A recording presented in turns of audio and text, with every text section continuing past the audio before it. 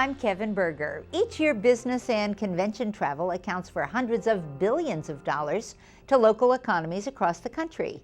Meet Minneapolis works hard to make sure a significant portion of that spending happens right here in the Twin Cities. Melvin Tennant is CEO of Meet Minneapolis, and he joins us for this segment of Newsmakers. Thanks for joining us. Thank you for having me. So what's your job? What's your goal?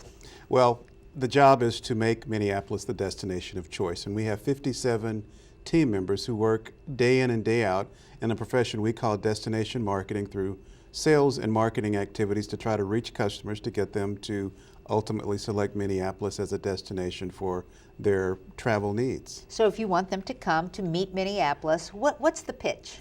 Well, the pitch is, first of all, we consider ourselves city by nature. That's our branding that we took on several years ago, 2011.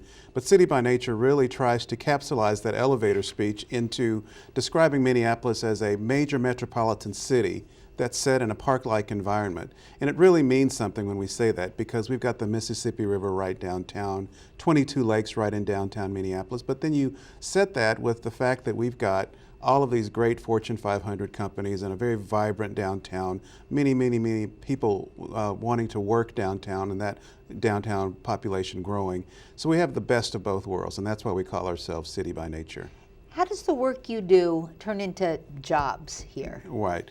Well, we think that, we know actually that when we bring conventions in, that requires a lot of labor, and people in hotels, in the convention center, in restaurants, transportation companies rely on us to make sure that there's a steady flow of conventions coming into town. And so the latest statistics we have say that 31,000 people in Minneapolis alone make their living in travel and tourism. So again, we feel that's very serious. That's a lot of stewardship that's involved in that. Talking about sports a little bit, we had the All-Star game here last summer, upcoming the NCAA Final Four tournament, the Super Bowl. How important is that in terms of this getting a spotlight on our city? You're exactly right. That opens a lot of doors for us, because with the NFL having selected us in February for their Super Bowl, that really tells a lot of other convention planners that it's okay to have a major event in Minneapolis. So that's opened up a lot of doors. So we're excited about that. But the reputation that brings, the fact that if a convention planner now wants to resist our sales pitch, we can tell them that NFL said yes, NCAA said yes, so we use that, absolutely. There are other conventions that come to town, I presume, that may not be as high profile as that, but really are significant.